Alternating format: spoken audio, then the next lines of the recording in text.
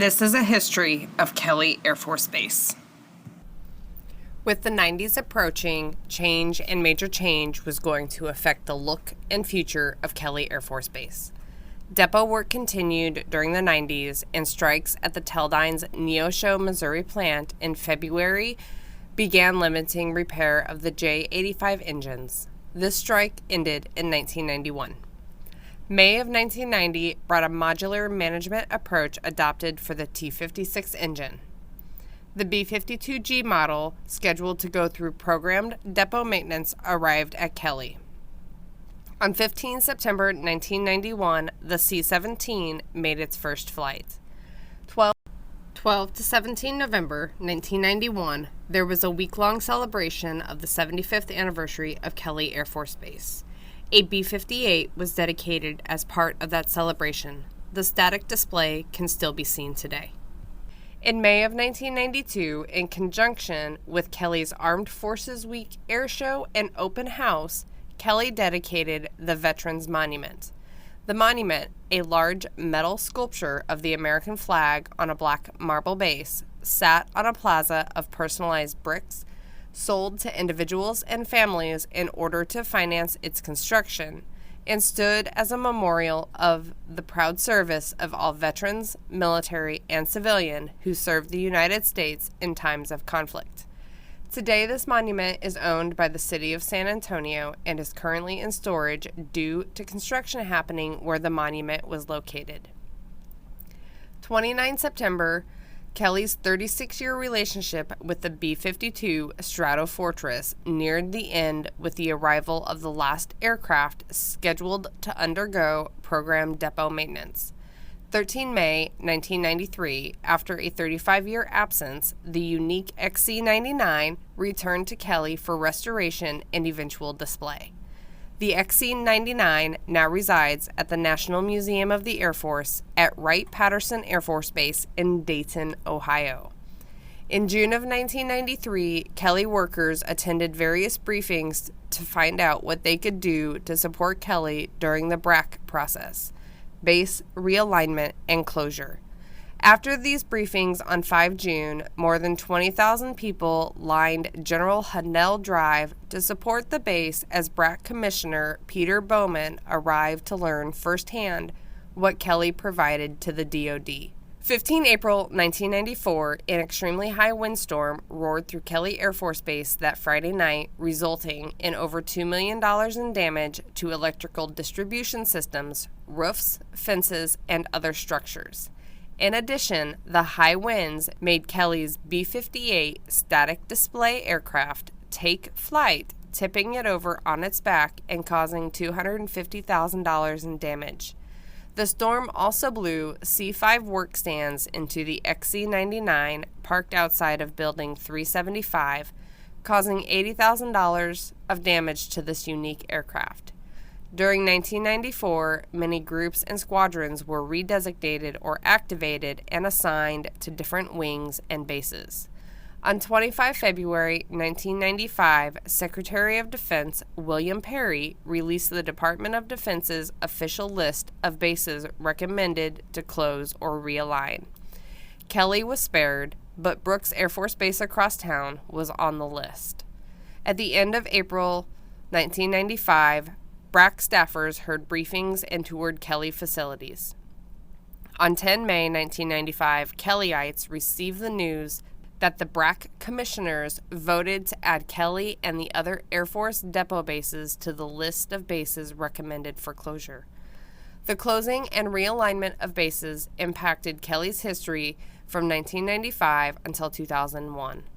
For example, at the end of 1996, the city of San Antonio officially annexed those portions of Kelly Air Force Base not previously part of the city.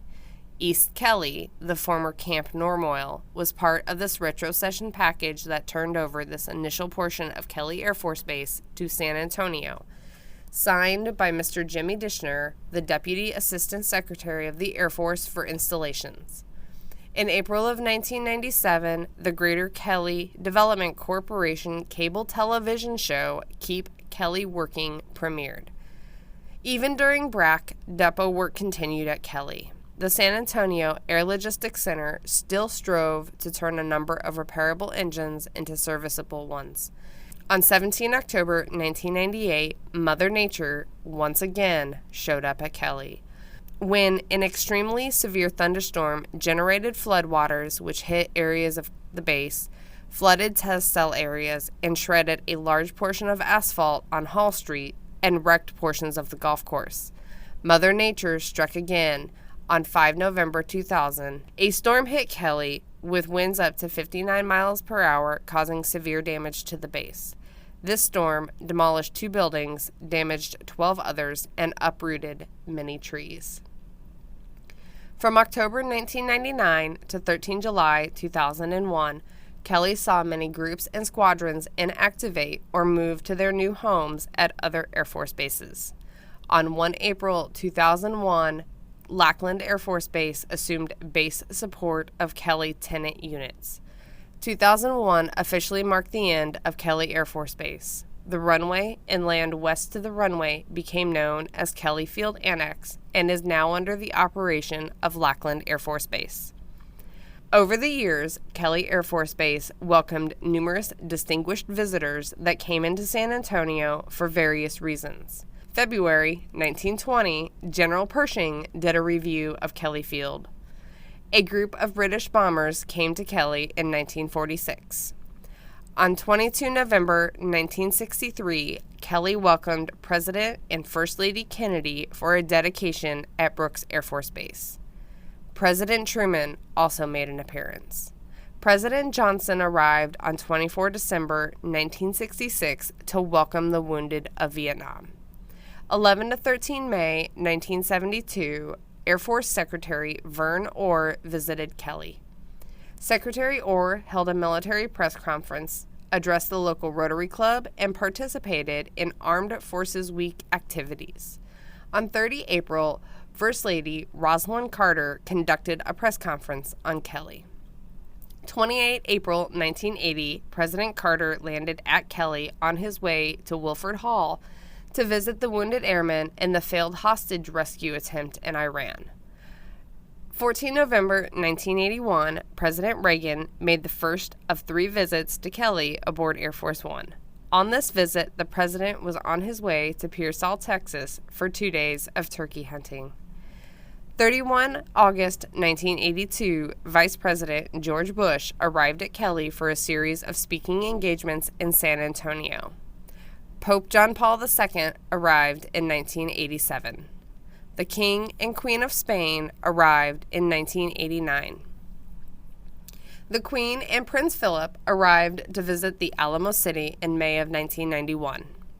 5 December 1992, veteran comedian Bob Hope filmed a portion of his NBC Christmas special in Building 375 to an appreciative audience of local area military personnel and civilians.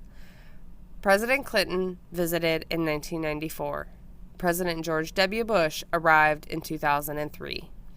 The days of small biplane aircrafts landing on dirt fields have long been a thing of the past.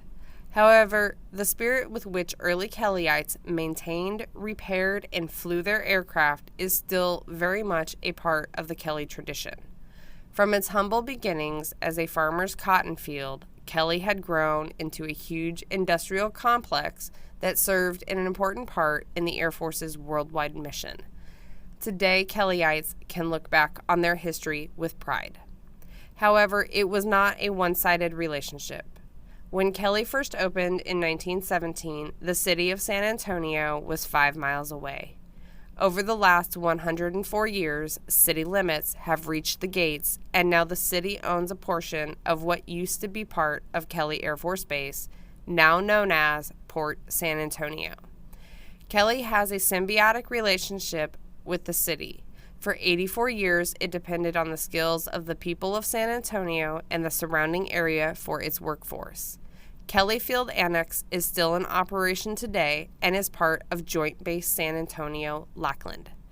Kelly is still home to the 433rd Airlift Wing, an Air Force Reserve unit, and the 149th Air National Guard Fighter Wing. The Texas Historical Commission placed a commemorative marker on the site of the eastern end of the old flight line. This place was dedicated in November of 1986 in celebration of Texas's 150th anniversary and Kelly's 70th birthday. In May of 2003, the 16 to 1700 building area of Kelly was placed on the National Register of Historic Places and is now known as the Kelly Field Historic District. This area includes the Bungalow Colony, the Palace, and other buildings that were erected in the 1930s.